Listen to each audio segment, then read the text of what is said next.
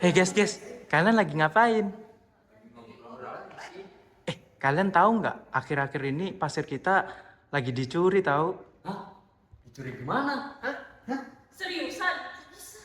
Kok bisa? Bicara? Kalian mau tahu kenapa? Mari kita bahas. Kalian tahu nggak sih, di alam kita ini terdapat suatu proses yang disebut dengan sedimentasi. Nah, bagaimana proses sedimentasi itu bisa terbentuk? Proses ini terjadi akibat adanya pengikisan batuan dengan bantuan oleh air. Nantinya, pengikisan batuan ini akan mengakibatkan partikel-partikel yang lebih kecil akan terangkut oleh air dan lama-kelamaan partikel tersebut akan mengendap di dasar perairan kita. Nah, dengan adanya keberadaan partikel yang terus mengendap tersebut, lama-kelamaan partikel tersebut akan terakumulasi dan akan semakin banyak jumlahnya. Dengan jumlah yang semakin banyak ini, bisa dimanfaatkan oleh manusia. Nah, ada pun beberapa manfaat yang bisa dimanfaatkan manusia dari sedimen pasir ini. Di antaranya yaitu sebagai bahan bangunan, sedimen seperti batu pasir dan batu kerikil digunakan untuk membuat beton, mortar, dan agregat untuk jalan dan bangunan. Selanjutnya, sebagai bahan industri, sedimen seperti pasir kuarsa digunakan untuk bahan industri seperti pembuatan kaca, keramik, semen, dan beton. Dan yang terakhir, yaitu sebagai bahan reklamasi pantai. Sedimen atau pasir laut juga dapat dimanfaatkan sebagai material dalam kegiatan reklamasi pantai. Selain itu juga, sedimen juga memiliki beberapa manfaat ekologis, seperti yang pertama adalah membentuk pantai, gundukan pasir, dan muara. Yang kedua, menyediakan substrat bagi organisme yang hidup di perairan. Yang ketiga, memberikan informasi tentang lingkungan yang lampau. Dan yang terakhir, yaitu adalah sebagai perangkap bagi senyawa-senyawa yang ada di dalam seperti karbon dan logam berat. Dengan banyaknya manfaat tersebut, permintaan terhadap pasir laut ini akan semakin meningkat. Nantinya, hal ini bisa membuat harga pasir laut memiliki nilai ekonomis yang cukup tinggi. Kira-kira udah sejauh mana sih eksploitasi pasir ini? Sini, biar gue jelasin. Iya. Menurut data Badan Pusat Statistik terkait statistik pertambangan bahan galian tahun 2021 dan tahun 2022, produksi pasir di Indonesia mencapai rata-rata 65 juta meter kubik. Di Indonesia sendiri, penambangan pasir laut ini terjadi di beberapa wilayah seperti di Pulau Jawa, Selat Makassar, Laut Natuna Utara, dan perairan Kepulauan Riau. Sementara itu, di Kalimantan Timur sendiri, penambangan pasir laut juga dijumpai, khususnya di daerah perairan Selat Makassar seperti daerah Kutai Kartanegara dan Kota Balikpapan. Kegiatan pemanfaatan pasir laut ini semakin marak dilakukan baik di dalam negeri maupun di luar negeri. Seperti pada dalam negeri sendiri, permintaan pasir laut menurut Kementerian Perikanan dan Kelautan mencapai 26 juta meter kubik per tahun. Di sisi lain, permintaan pasir laut dari luar negeri juga cukup banyak, seperti negara Singapura yang permintaan pasirnya mencapai 250 juta meter kubik per tahun. Permintaan yang cenderung tinggi ini pada akhirnya dilihat sebagai peluang bisnis bagi beberapa pihak. Tak heran pemerintah Indonesia membuka kembali keran ekspor pasir laut di Indonesia melalui Peraturan Pemerintah Nomor 26 Tahun 2023 tentang pengelolaan hasil sedimentasi di laut yang sudah resmi diundangkan pada tanggal 15 Mei 2023. Keputusan ini tentunya dapat mendatangkan keuntungan bagi negara Indonesia dalam meningkatkan pendapatan melalui pajak dan royalti. Selain itu, dengan adanya kegiatan ekspor ini bisa menarik minat investor asing untuk berinvestasi di Indonesia. Tapi apakah benar menentukan itu?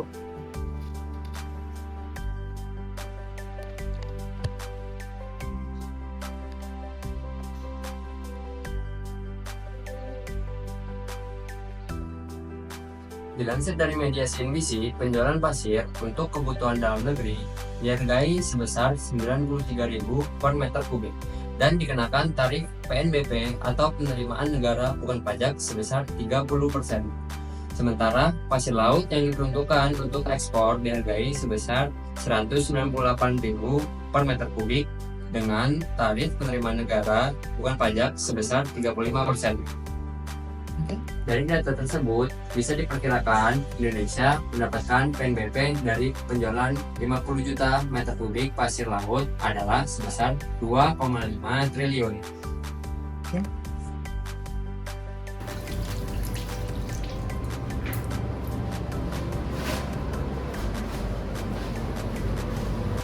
Dengan adanya nilai ekonomis yang fantastis tersebut, maka tidak menutup kemungkinan akan terjadi maraknya penambangan pasir laut yang jelas nantinya dapat terdampak pada lingkungan dan ekosistem. Inilah yang menjadi salah satu alasan utama ditutupnya ekspor pasir pada tahun 2003 sebelumnya. Dikutip dari artikel bangkapos.com, presiden kita sebelumnya yaitu Megawati dan Susilo Bambang Yudhoyono melalui surat keputusan bersama Menteri Perindustrian dan Perdagangan, Menteri Kelautan dan Perikanan, dan Menteri Lingkungan Hidup menutup ekspor pasir itu dikarenakan alasan kerusakan ekosistem dan juga masalah batas negara dengan negara tetangga yaitu Singapura. Dampak-dampak yang akan terjadi jika penambangan pasir laut kian marak dilakukan seperti yang pertama yaitu penurunan kualitas air. Pertambangan pasir laut dapat mempengaruhi kualitas air karena sifat sedimen yang dapat menyimpan senyawa, sehingga saat sedimen dikeruk, maka senyawa-senyawa tersebut seperti logam berat dapat ikut terangkat dan bisa menyebar di badan air. Selanjutnya, hilangnya atau tenggelamnya pulau-pulau kecil yang ada di Indonesia akibat pasirnya dikeruk. Adapun dampak lainnya seperti meningkatkan polusi udara yang terjadi apabila truk yang mengangkut pasir tertiup angin, dan juga rusaknya jalan dikarenakan penambang yang mendapatkan pasir biasanya menggunakan alat berat seperti mobil pengangkut sehingga jalanan rawan berlubang dan rawan kecelakaan. Nah, sekarang tahu kan kenapa pasir kita sampai dicuri? Permasalahan ini berangkat dari masalah politik terkait batas wilayah Singapura yang memanfaatkan adanya ekspor pasir untuk menambah garis pantainya dan juga pulau-pulau kecil, sehingga ekspor pasir pun sempat ditutup. Namun, karena nilai ekonomis dan manfaatnya tersebut, muncullah pihak-pihak yang tidak bertanggung jawab. Seperti 2 kapal Singapura yang melakukan pengerukan ilegal atau pencurian pasir laut di wilayah Indonesia. Dilansir dari CNBC Indonesia, 2 kapal ini mampu menyedot sekitar 10.000 meter kubik pasir dalam waktu 9 jam atau 100.000 dalam sebulan. Beruntungnya, hal ini berhasil digagalkan oleh Kementerian Kelautan dan Perikanan. Menurut Direktur Jenderal Pengawasan Sumber Daya Kelautan dan Perikanan atau disebut PSDKP, pihaknya akan memastikan untuk terus mengawasi dan menertibkan kapal-kapal dredger ilegal yang beroperasi di perairan lainnya. Sesuai dengan ketentuan pasal 18 angka 12 Undang-Undang Nomor 6 Tahun 2023 tentang penetapan peraturan pemerintah pengganti Undang-Undang Nomor 2 Tahun 2022 tentang Cipta Kerja. Lalu, bagaimana dengan masyarakat yang terkena dampak? Dan bagaimana cara kita menyikapinya? Masyarakat yang terkena dampak bisa menyikapi masalah ekspor pasir laut dengan langkah-langkah berikut. Yang pertama, masyarakat perlu memahami dampak negatif dari penambangan pasir laut melalui pendidikan lingkungan. Dan mereka akan lebih sadar akan risiko abrasi pantai, kerusakan terumbu karang, dan penurunan populasi ikan yang akan merugikan kehidupan dan ekonomi mereka. Yang kedua, masyarakat yang terkena dampak perlu bergabung ke dalam kelompok atau komunitas yang akan memperkuat suara mereka. Dengan dukungan yang kuat, mereka bisa menuntut transparansi dari pihak pemerintah dan perusahaan mengenai dampak aktivitas ini. Dan juga, masyarakat dapat bekerja sama dengan lembaga swadaya masyarakat lingkungan untuk melancarkan advokasi terhadap kebijakan ekspor pasir laut. LSM dapat membantu edukasi masyarakat dan menyuarakan tuntutan mereka kepada pemerintah. Masyarakat yang berada di wilayah pesisir juga perlu memikirkan alternatif ekonomi yang lebih berkelanjutan dan tidak merusak ekosistem laut, seperti pengembangan ekowisata atau budidaya perikanan. Yang keempat, masyarakat bisa memanfaatkan media sosial atau bekerja sama dengan jurnalis untuk membawa perhatian luas terhadap dampak negatif ekspor pasir laut. Publisitas yang kuat dapat menekankan pemerintah untuk meninjau ulang kebijakan mereka. Langkah-langkah ini membutuhkan kerjasama baik antar masyarakat wilayah pesisir maupun dengan pihak-pihak lain, agar dampak buruk dari ekspor pasir laut bisa diminimalisir dan kepentingan masyarakat tetap terlindungi. Pertama, saya ingin menyampaikan bahwa saya sangat menghormati terkait keputusan pemerintah terkait kebijakan ekspor pasir yang ada di Indonesia. Saya juga yakin bahwa pemerintah telah melakukan riset dan kajian mendalam terkait mengambil keputusan yang sangat luar biasa ini. Tentunya dengan mempertimbangkan dampak terhadap ekonomi nasional maupun lapangan kerja, serta pemasukan negara. Jika ditanya secara pribadi, saya sangat mendukung jika sumber daya pasir ini di negeri bisa dimanfaatkan secara optimal, terutama dalam mengatasi masalah abrasi yang cukup sangat berpotensi dalam penggunaan pasir yang ada di Indonesia. Pasir ini bisa menjadi solusi alami untuk menahan abrasi, memperkuat daratan, melindungi lingkungan pesisir yang rentan. Iya sih, setuju. Saya juga khawatir kalau misalnya pasir ini diekspor dalam jumlah yang besar ke negara lain, ini tuh bisa menimbulkan potensi atau peluang bagi negara-negara tetangga kita untuk memperluas wilayah mereka. Otomatis mungkin akan bisa saja ya terjadi pergeseran batas negara atau gimana, mungkin aja kan terjadi. Terus dengan juga kita terus mengirimkan pasir ke luar negeri, kita bisa aja kehilangan sumber daya yang penting yang harusnya bisa membantu kita untuk menjaga batas wilayah kita. Nah, jadi dari sudut pandang saya, akan lebih baik kalau pasir yang kita miliki ini diprioritaskan untuk kebutuhan di dalam negeri aja gitu. Terkhususnya tuh untuk seperti masalah abrasi tadi, karena di samping masalah sedimentasi di laut, kita juga ada masalah abrasi kan ya.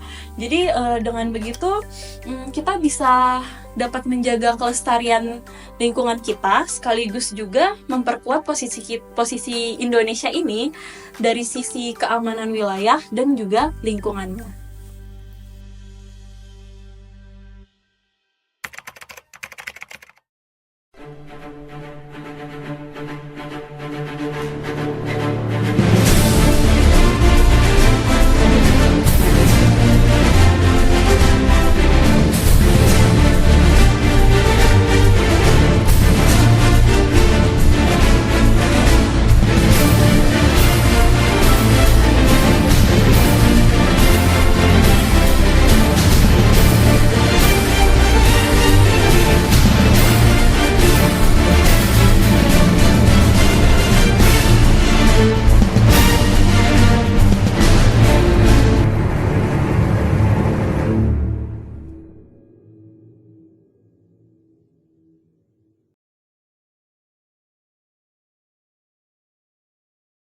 Oke guys,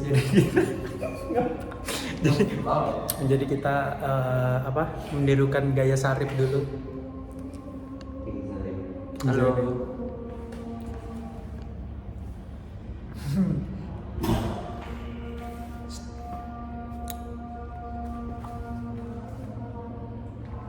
Ya, seperti itu. Melalui surat keputusan bersama Menteri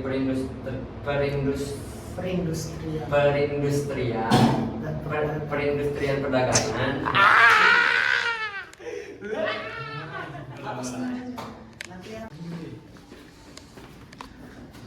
Anjay. Ngevlog. Halo Bang. Hai. Ini sih dikit. Anjir, goblok cuy. Nah itu aja langsung kopas semua. Kita selesaiin ekologi ini aja ya.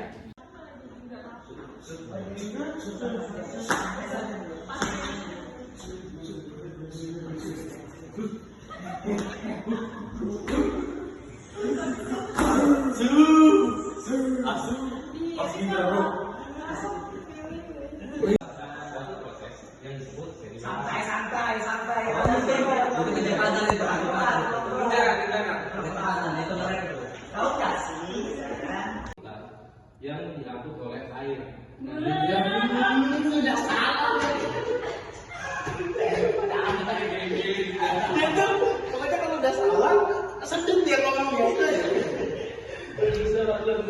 Proses pengikisan ini biasanya terjadi karena ada yang pengangkutan partikel-partikel kecil yang diakibatkan oleh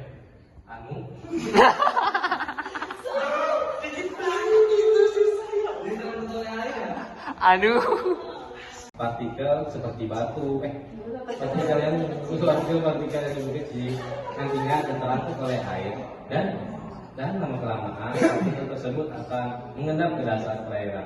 Bisa, Will. Kayak ini ya.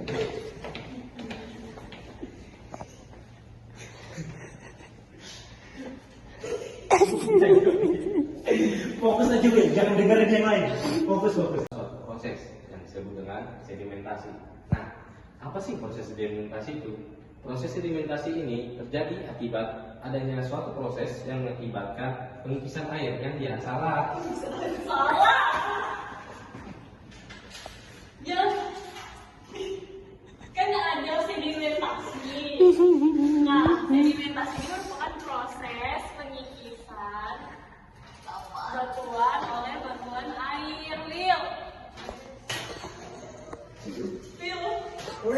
Ayo.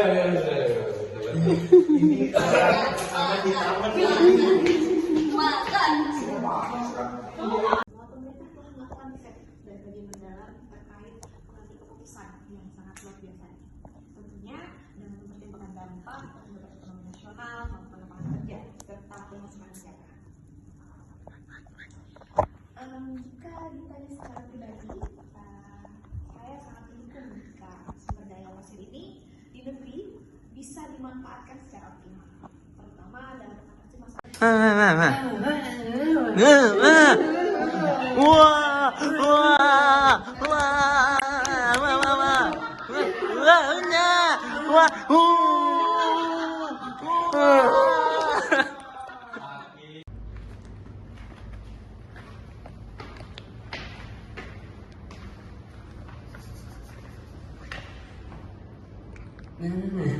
Pas kan. Tapi apakah benar semua menyebutkan itu? Ya, kok. Selanjutnya, sebagai bahan industri, sedimen seperti pasir kuarsa digunakan untuk bahan Diam. Ingat dulu, ingat. Kenapa? Sembarang bisa kapan mau ngomong. Tahu nggak sih, di alam kita ini ada suatu proses yang disebut sedimentasi. Nah, apa sih sedimentasi itu? Sedimentasi ini terjadi akibat adanya suatu proses yang diakibatkan oleh apa itu? Terangkut tadi lama kelamaan akan mengendap di dalam dasar perairan.